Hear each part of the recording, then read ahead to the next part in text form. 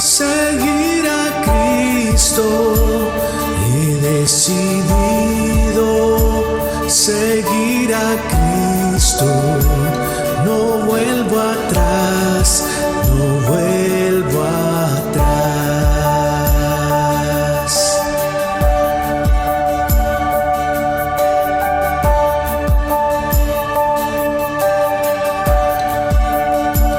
Si otros vuelven, yo sigo a Cristo. Si otros vuelven, yo sigo a Cristo. Si otros vuelven, yo sigo a Cristo. No vuelvo atrás, no vuelvo atrás.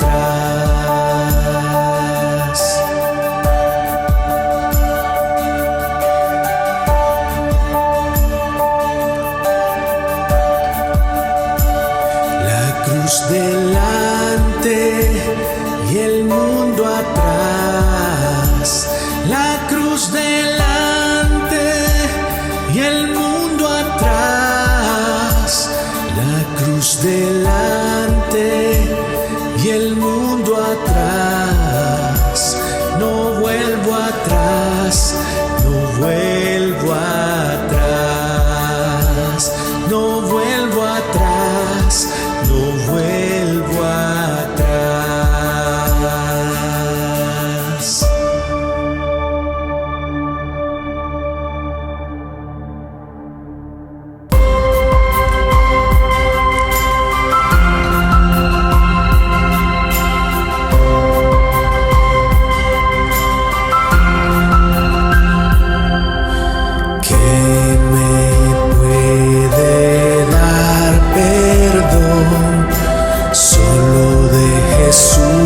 La sangre y un nuevo corazón, solo de Jesús la sangre. Precioso es el raudal que limpia todo mal. Otro manantial, sino de Jesús la sangre.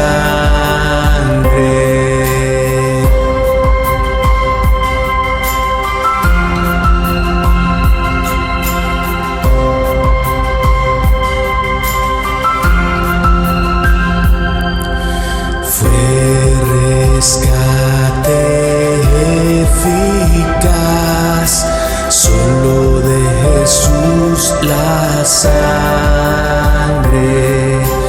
Trajo santidad y paz, solo de Jesús la sangre.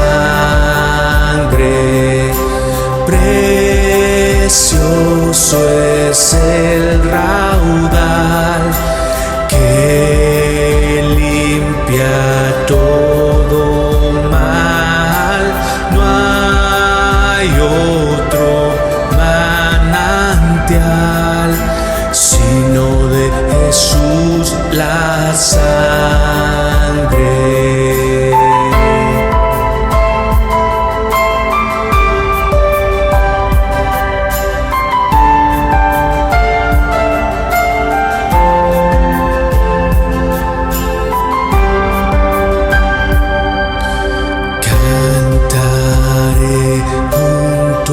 Sus pies, solo de Jesús la sangre.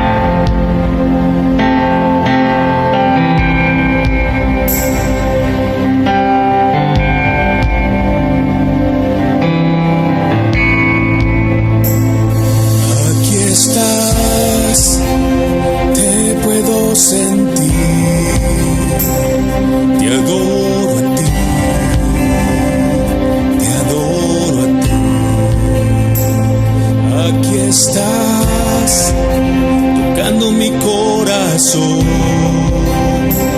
Te adoro a ti, te adoro a ti. Milagroso, abres caminos, cumples promesas, luz en tinieblas, mi Dios, así eres tú.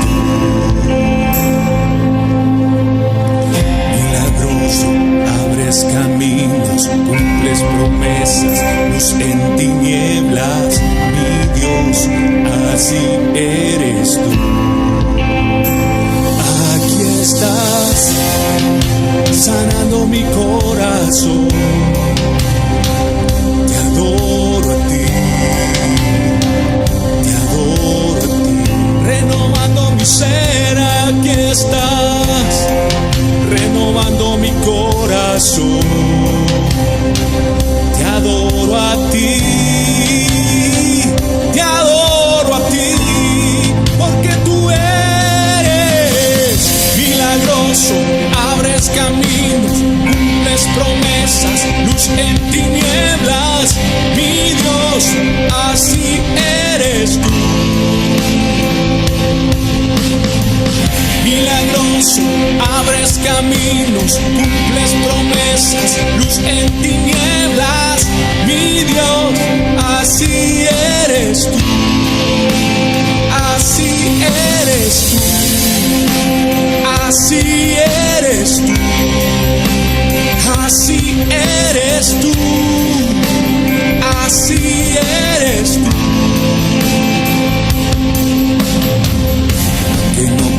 Ver, estás sobrando, aunque no pueda ver, estás sobrando. Tú siempre estás sobrando. Tú siempre estás sobrando. Y aunque no pueda ver, estás sobrando. Y aunque no pueda ver, estás sobrando. Tú siempre estás sobrando. Tú siempre estás sobrando. Milagroso, abres caminos, cumples promesas, luz en tinieblas, mi Dios, así eres tú. Milagroso, abres caminos, cumples promesas, luz en tinieblas, mi Dios, así eres tú.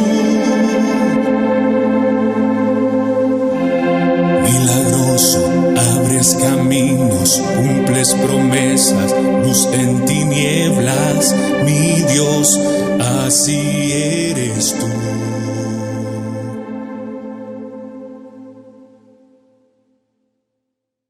Muy feliz sábado, hermanos, un gusto saludarlos. Qué lindo es poder saber que estamos hoy disfrutando de un hermoso sábado en casa y donde juntos podamos crecer espiritualmente. Quisiera agradecer a todos aquellos que durante todo este tiempo estuvieron orando por nosotros como familia para que pudiéramos restablecernos. También a aquellos que nos hicieron llegar sus mensajitos, nos llamaron. Y aquellos que nos vinieron a dejar comida acá en casa, muchas gracias de corazón. Que Dios les bendiga, que Dios les multiplique. Y gracias por tener ese buen deseo de poder hacernos sentir que somos parte de una linda familia espiritual. Sigamos orando por aquellos que están pasando por esta dificultad, para que Dios los pueda fortalecer. Vamos a estudiar la palabra de Dios ahí en Santiago capítulo 1, versículos 1 al 6. ¿Y por qué no me acompañan a orar antes de abrir la palabra del Señor? Señor Jesús, bendice a tu iglesia en esta hora. Que tu Espíritu Santo sea con nosotros. Que podamos ser receptivos a tu palabra y que el mensaje que hoy se vaya a presentar sea únicamente para alabar tu santo nombre. En el nombre de Jesús. Amén. Santiago capítulo 1, versículos 1 al 6 dice de esta forma allí: Santiago, siervo de Dios y del Señor Jesucristo, las 12 tribus que están en la dispersión. Hermanos míos, tened por sumo gozo cuando os halléis en diversas pruebas, sabiendo que la prueba de vuestra fe produce paciencia. Mas tenga la paciencia su obra completa, para que seáis perfectos y cabales, sin que os falte cosa alguna.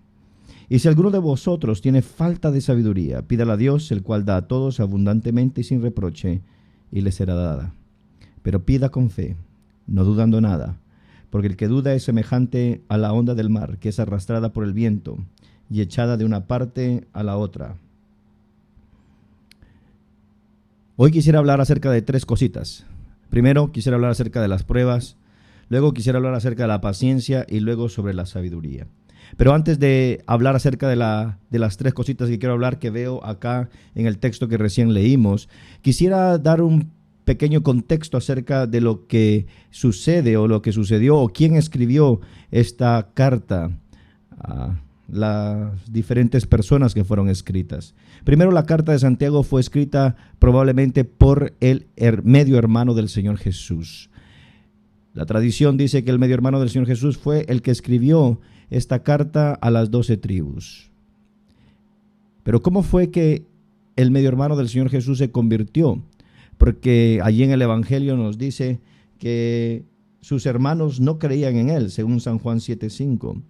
Pero adelante en el libro de Hechos, capítulo 1, versículo 14, nos dicen que todos estaban unánimes juntos orando. Ahí estaba también María y los hermanos del Señor Jesús. Evidentemente en algún momento de su vida, el hermano del Señor Jesús sintió el llamado, fue afectado por la vida del ministerio del Señor Jesús, y en aquel día cuando estaban recibiendo el Espíritu Santo, ahí estaba y se convirtió en uno de los líderes religiosos de aquella naciente iglesia. Pero es interesante que Santiago no dice yo soy el hermano del Señor Jesús, yo conviví con él, yo viví con él, no, porque es que no se trata de él, no se trata de Santiago, se trata de Jesús. Y mientras nosotros leemos esta carta, es importante también recordar que el cristianismo no se trata de mí, no se trata del pastor, no se trata se trata del Señor Jesús. Que cada vez que nosotros nos interponemos entre el Señor Jesús y las personas, le robamos la gloria que solo Dios le pertenece. Y ahora Santiago se hace a un lado y quiere presentar únicamente al Señor Jesús, quiere presentar lo que es relevante, lo que es importante, lo que realmente vale la pena. Y le escribe esta carta a las 12 tribus del pueblo de Israel. Así lo dice, las que están dispersas. El número 12 en las Sagradas Escrituras significa plenitud. Santiago le está escribiendo a la plenitud del pueblo de Dios que está en diferentes lugares. Al pueblo del Señor que está disperso por muchas razones, relaciones religiosas. El pueblo de Israel vive en diferentes lugares, pero es pueblo, cree en el Señor. Yo creo que la carta a Santiago también tiene una connotación más allá de un lugar específico, pero de un lugar de tiempo. Y Santiago le escribe a todo el pueblo creyente en su plenitud en diferentes edades. O sea que el mensaje que se escribe aquí en Santiago es para nosotros también, tiene relevancia para nosotros, es importante para nosotros. Entonces ya vimos y observamos que Santiago escribe esta carta, se la da a las 12 tribus que están dispersas, a los judíos dispersos que creen en el Señor Jesús, que creen en Cristo Jesús, y lo escribe de una manera amorosa. Sí, les dice hermanos, qué lindo es recordar que en la iglesia somos hermanos, por lo tanto debemos de apoyarnos los unos con los otros, orar los unos con los otros. Qué lindo es saber que pertenecemos a una familia cristiana, una familia espiritual que nos apoya en los momentos más difíciles. Y hoy, mientras estamos pasando momentos difíciles, debemos de seguir teniendo ese mismo espíritu de apoyarnos los unos con los otros para pasar las diferentes pruebas de la vida. Pero luego dice la palabra de Dios que debemos de tener sumo gozo cuando nos hallemos en diversas pruebas. Para mí este versículo es un versículo desafiante, es un versículo que desafía mi intelecto, que desafía mi realidad. Porque yo no puedo tener gozo en medio de las dificultades, porque hasta el día de hoy yo no he tenido gozo en medio de las dificultades. Recientemente pasé la enfermedad del COVID. Y en los días más difíciles, cuando tenía temperatura alta, cuando estaba con diarrea, con vómitos, con tos, no tenía gozo, no tenía gozo. Pero si nosotros leemos la palabra de Dios, nos vamos a dar cuenta que el gozo tal vez viene después, cuando nosotros vemos el resultado de lo que las pruebas deben de hacer en nosotros. Sabiendo que la prueba de vuestra fe produce paciencia. Mas tenga la paciencia su obra completa para que seáis perfectos, cabales, sin que os falte ninguna cosa, dice la palabra del Señor. Entonces, mis queridos hermanos, nosotros vemos acá que el apóstol Pablo introduce el tema de las pruebas. Y para poder entender el tema de las pruebas, quisiera tal vez remontarme a la palabra griega que se utiliza acá en Santiago. Y la palabra griega es la palabra dokimión. Dokimión significa, mis queridos hermanos, o se utilizaba básicamente en la metalúrgica. Era cuando una persona estaba trabajando en los metales, y mientras trabajaba en los metales necesitaba purificarlo, necesitaba sacarle las impurezas. ¿Y cómo es la forma que se purifican los metales?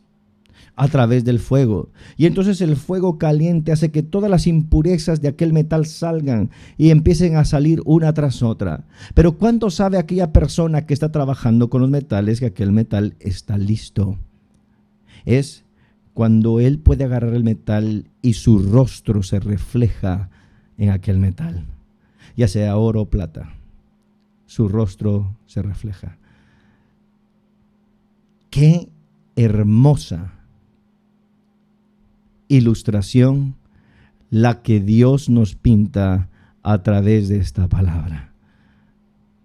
Qué hermosa aplicación espiritual para nosotros.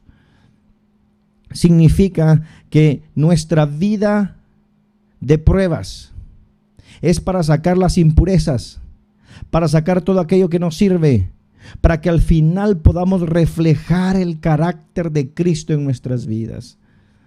Que las pruebas de nuestra vida es para sacar todo aquello que nos sirve, porque es que en realidad, al igual que los metales, nosotros mientras va pasando la vida, empezamos agarrando impurezas, cosas que nos sirven. Envidia, orgullo, mal genio, mentiras, chisme, todas esas cosas. Y nosotros como cristianos somos muy buenos para ver el pecado de los otros, pero somos tan malos para ver nuestro pecado. Y si hay alguno de los pecados más grandes que todos tenemos que luchar es contra el orgullo. Yo creo que al igual que Nabucodonosor, muchos tenemos que luchar con el orgullo que existe en nuestras vidas. De creer que lo sabemos todo, de creer que sabemos qué es lo mejor para nosotros, que no necesitamos consejo, que no necesitamos que nadie nos diga nada porque nosotros lo sabemos todo. Mientras estaba en mi enfermedad, me recordé de algunas cosas que dije cuando estaba sano. Me recuerdo que unos días antes estaba hablando con algunos hermanos de iglesia y decían, no, que alguien estaba con virus y yo me fui, me metí a su casa y todo y no me pasó nada, y esto y lo otro, y contando anécdotas de todos aquellos con los que nos habíamos reunido y estaban enfermos y no nos infectamos. Ay, con jactancia y hasta con un poco de orgullo pude decir, pero a mí no me tocó. Parece que a mí no me va a dar. Semanas antes también había ido donde el doctor y el doctor haciéndome todos los análisis y haciéndome los exámenes de sangre me llama después y me dice, mira, estás bien, has mejorado, te veo saludable, sigue así. Yo me sentí, mis queridos hermanos, como el hombre más saludable de la tierra. Que venga cualquier virus, no me va a pasar nada. Pero no fue así. Ese orgullo que había empezado a nacer en mí tuvo que ser destrozado por medio de la prueba. Allí, aquel día, cuando la situación estaba complicada con el virus y me recordaba de estas cosas, le pedí perdón a Dios. Ay, Padre, qué ingenuo que soy, qué frágil que soy, qué débil que soy, perdóname. Y allí, en aquella cama, con las pocas fuerzas que tenía, le dije al Señor, Señor, haz tu obra en mí.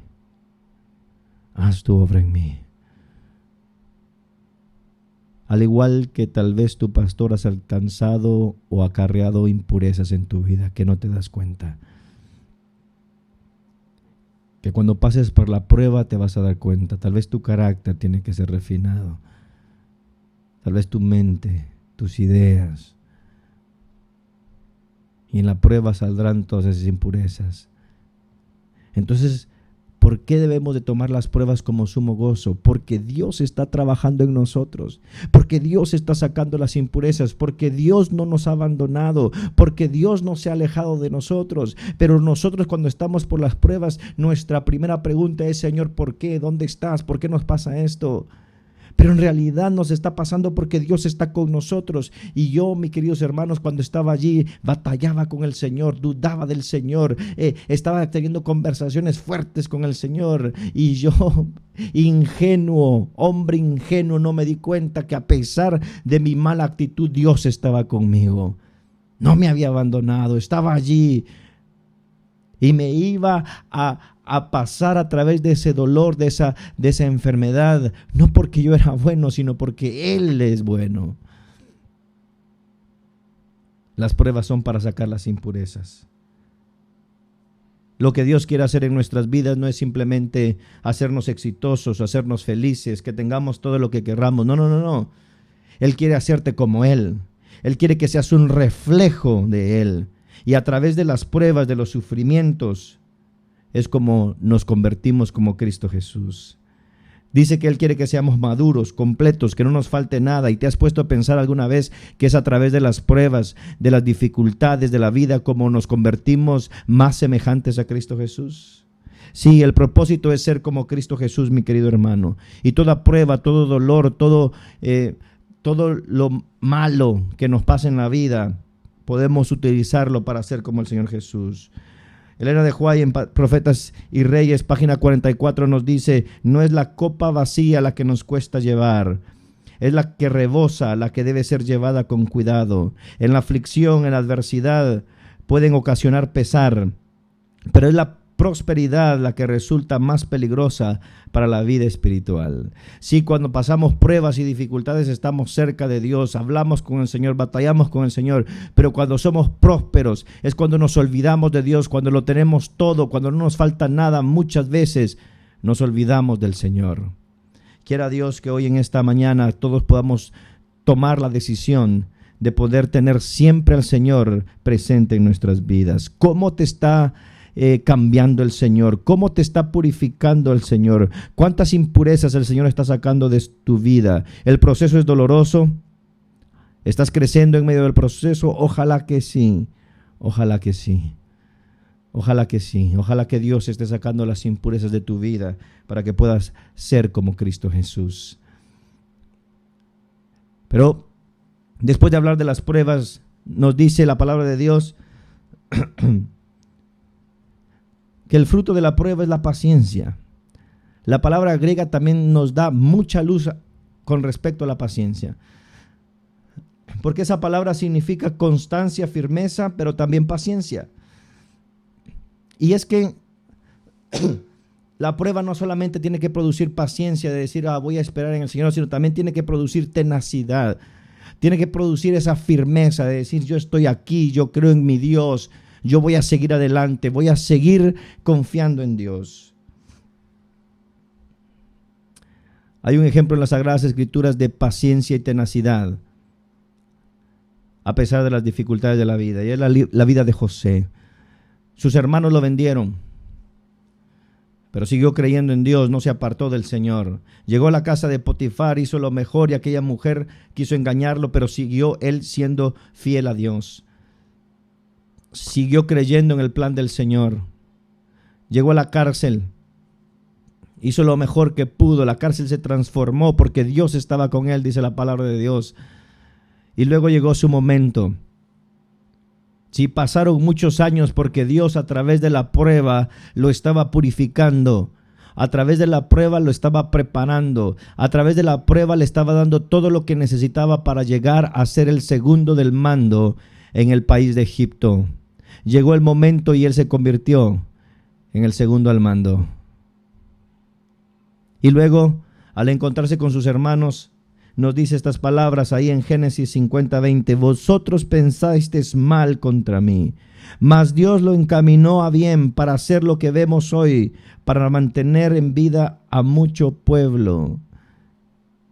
José entiende perfectamente, o entendió al final, lo que Dios estaba haciendo. Aunque estas personas pensaron mal para mí. Dios lo transformó y lo transformó en bien, para ser de bendición para muchas personas. Aunque el enemigo ha pensado mal y nos ha traído este virus y nos enfermamos, Dios, a pesar de que eso es algo malo, lo está transformando en algo de bendición para las demás personas.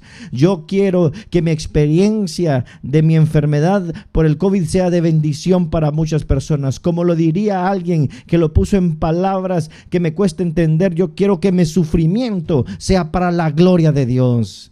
Wow, wow.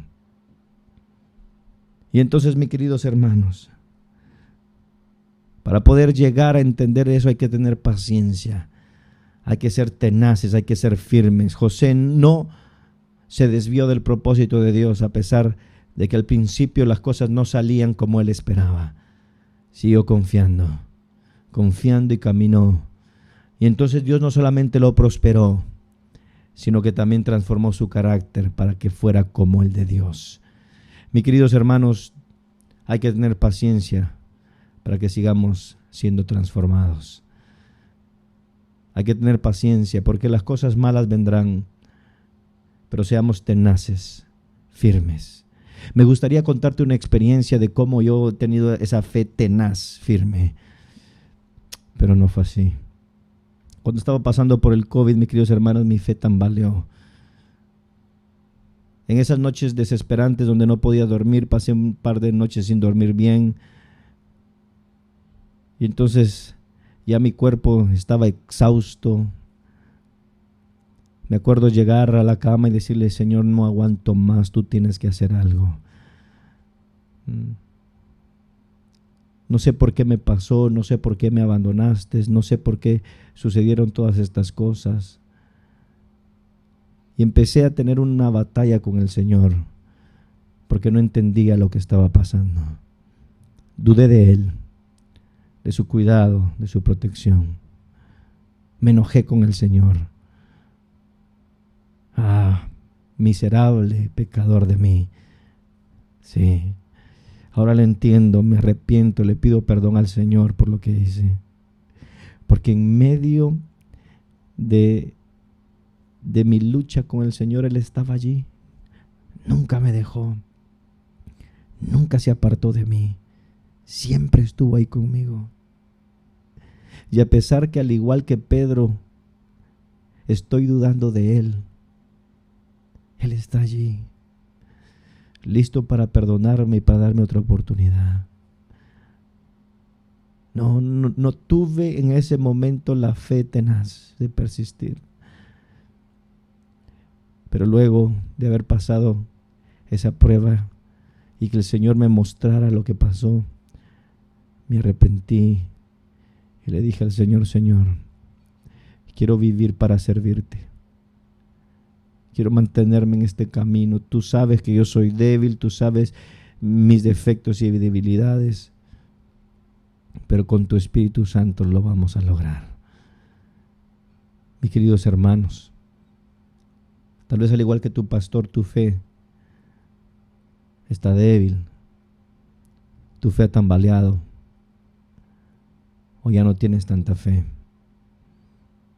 Déjame recordarte que ese Dios con el cual luchas ha estado siempre contigo, a tu lado, y estará siempre. Y te escucha y camina contigo porque quiere que te arrepientas. Y es que miren, mis queridos hermanos, si usted y yo vamos a ser salvos, va a ser únicamente por la gracia de Dios. Porque ustedes creen que no sabía Dios que yo iba a pelear con Él, que me iba a enojar, que iba a dudar de Él. Sí lo sabía, pero a pesar de todo eso, decidió venir, encontrarse conmigo, juntarse conmigo. ¡Wow! ¡Qué maravilloso amor nos tiene Dios! Pero eso, con paciencia tenaz, hay que seguir caminando en la vida cristiana. Hay que seguir caminando por el sendero que Dios desea.